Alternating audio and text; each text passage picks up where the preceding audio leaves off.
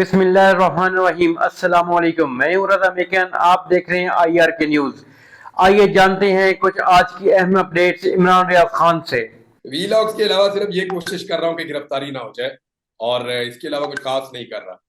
अपना काम कर रहा हूँ और गिरफ्तारी से बचने की कोशिश कर रहा हूँ, क्योंकि अभी कुछ नई इन्फॉर्मेशन आई थी थोड़े दिन पहले, और मुझे मेरे कुछ दोस्तों ने बताया कि सर हमारे ऊपर बहुत दबाव है कि आपको अब पकड़ना है और गिरफ्तार करना है।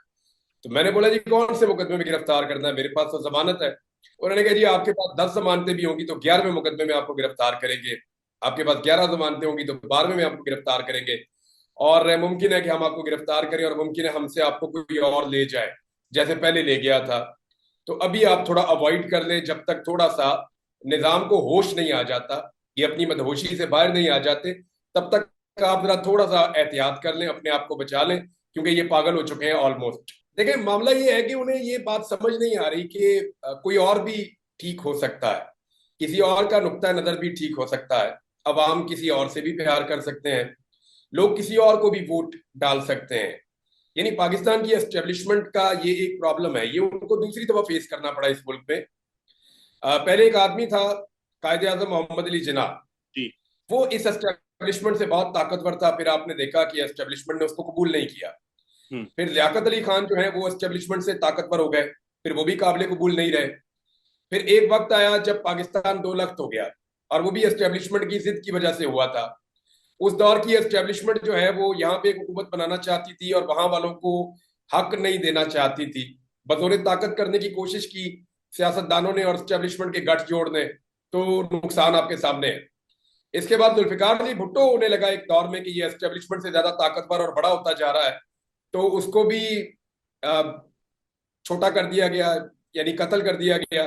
अभी एक मरतबा फिर ये प्रॉब्लम सामने आई है। ये मामला नवाज शरीफ के साथ भी हुआ था 97 में, जब नवाज शरीफ को 2/3 अक्सरियत दिलवाई गई, तो एस्टेब्लिशमेंट को लगा कि 2/3 अक्सरियत जो है वो हमने दिलवाई है तो ये हमारे पपेट की तरह काम करेगा। लेकिन मियां नवाज शरीफ ने उस दौर में उसको ये महसूस होना शुरू हो गया, लोग तारीफें बहुत करते हैं ना, मियां साहब 2/3 अक्सरियत पाग लगे रहन। तो लोगों ने इतनी तारीफें की, इतने सारे मरासी थे मियां साहब के आसपास, उनमें बहुत सारे मरासी आज भी मियां साहब के आसपास हैं। तो उन मरासियों ने मियां साहब की इतनी तारीफ की, इतनी तारीफ की, कि मियां साहब को लगा कि शायद वाकई अवाम ने उन्हें 2/3 अक्सरियत दिलाई है। तो मियां साहब ने अपने आप को फिर एस्टेब्लिशमेंट के मुकाबले में ताकतवर समझ लिया, तो मियां साहब भी फारिग हो गए।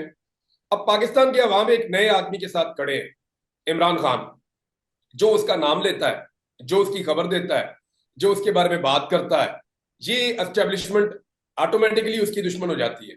ये लड़ाई इस वक्त याद रखिएगा तो पीडीएम की जमातों की, नवाज शरीफ की, आसिफ अली जरदारी की इमरान खान के साथ नहीं है। ये अब इमरान खान के सामने कुछ नहीं बेचते, ये इमरान खान का नाम लेकर अपनी सियासत जिंदा रखने की कोशिश करते हैं। इन्हें सबको अपनी औकात पता चल गई है। एक्चुअल जो इस वक्त लड़ाई है वो पाकिस्तान की एस्टेब्लिशमेंट और इमरान खान के बीच में है। एस्टेब्लिशमेंट हमेशा की तरह आज भी ये मानने के लिए तैयार नहीं है कि उनके अलावा कोई और मजबूत हो सकता है, ताकतवर हो सकता है, समझदार हो सकता है, अवाम की नजरों में हीरो हो सकता है। ये सारी चीजें उनके लिए एक्सेप्टेबल नहीं है। वो सिर्फ अपने आप को हीरो के तौर पे देखते हैं। अब जो आदमी भी ये बात करता है या हकीकत सामने रखता है, वो उनके टारगेट पे आ जाता है, निशाने पे आ जाता है। वीलॉग्स के अलावा सिर्फ ये कोशिश कर रहा हूँ कि गिरफ्तारी ना हो जाए, और इसके अलावा कुछ खास नहीं कर रहा। अपना काम कर रहा हूँ और गिरफ्तारी से बचने की कोशिश कर रहा हूँ, क्योंकि अभी कुछ नई इन्फॉर्मेशन आई थी थोड़े दिन पहले, और मुझे मेरे कुछ दोस्तों ने बताया कि सर हमारे ऊपर बहुत दबाव है कि आपको अब पकड़ना है और गिरफ्तार करना है। तो मैंने बोला जी कौन से मुकदमे में गिरफ्तार करना है, मेरे पास तो जमानत है। उन्होंने कहा जी आपके पास 10 जमानतें भी होंगी तो 11वें मुकदमे में आपको गिरफ्तार करेंगे, आपके पास 11 जमानतें होंगी तो 12वें में आपको गिरफ्तार करेंगे, और मुमकिन है कि हम आपको गिरफ्तार करें और मुमकिन है हमसे आपको कोई और ले जाए जैसे पहले ले गया था। तो अभी आप थोड़ा अवॉइड कर लें, जब तक थोड़ा सा निजाम को होश नहीं आ जाता, ये अपनी मदहोशी से बाहर नहीं आ जाते, तब तक आप जरा थोड़ा सा एहतियात कर लें, अपने आप को बचा लें, क्योंकि ये पागल हो चुके हैं ऑलमोस्ट। देखिए मामला ये है कि उन्हें ये बात समझ नहीं आ रही कि कोई और भी ठीक हो सकता है, किसी और का नुक्ता नजर भी ठीक हो सकता है, अवाम किसी और से भी प्यार कर सकते हैं, लोग किसी और को भी वोट डाल सकते हैं। यानी पाकिस्तान की एस्टेब्लिशमेंट का ये एक प्रॉब्लम है, ये उनको दूसरी दफा फेस करना पड़ा इस मुल्क में। पहले एक आदमी था, कायदे आजम मोहम्मद अली जिन्ना, जी। वो इस एस्टेब्लिशमेंट से बहुत ताकतवर था, फिर आपने देखा कि एस्टेब्लिशमेंट ने उसको कबूल नहीं किया।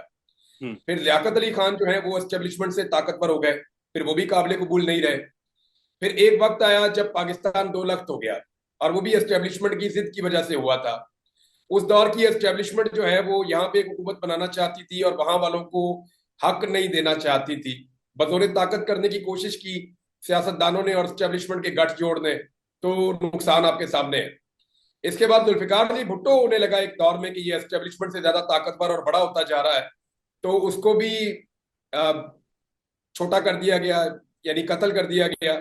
अभी एक मरतबा फिर ये प्रॉब्लम सामने आई है। ये मामला नवाज शरीफ के साथ भी हुआ था 97 में, जब नवाज शरीफ को 2/3 अक्सरियत दिलवाई गई तो एस्टेब्लिशमेंट को लगा कि 2/3 अक्सरियत जो है वो हमने दिलवाई है तो ये हमारे पपेट की तरह काम करेगा। लेकिन मियां नवाज शरीफ ने उस दौर में उसको ये महसूस होना शुरू हो गया, लोग तारीफें बहुत करते हैं ना, मियां साहब 2/3 अक्सरियत, पाग लगे रहन।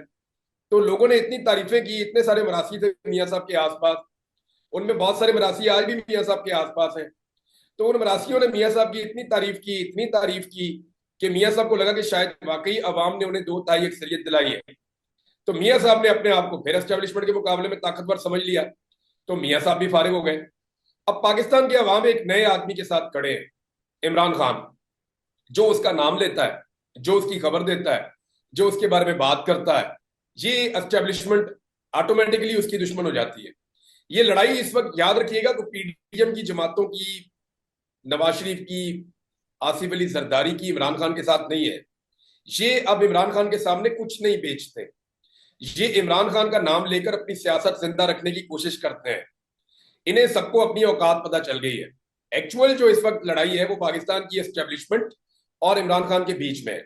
एस्टेब्लिशमेंट हमेशा की तरह आज भी ये मानने के लिए तैयार नहीं है कि उनके अलावा कोई और मजबूत हो सकता है, ताकतवर हो सकता है, समझदार हो सकता है, अवाम की नजरों में हीरो हो सकता है।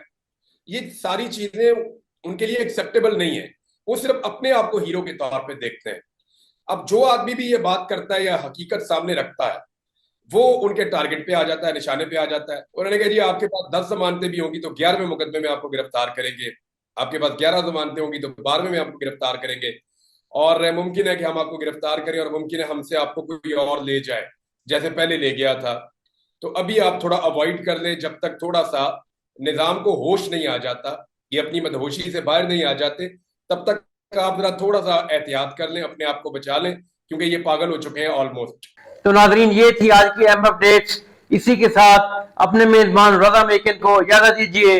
अल्लाह हाफिज। पाकिस्तान जिंदाबाद।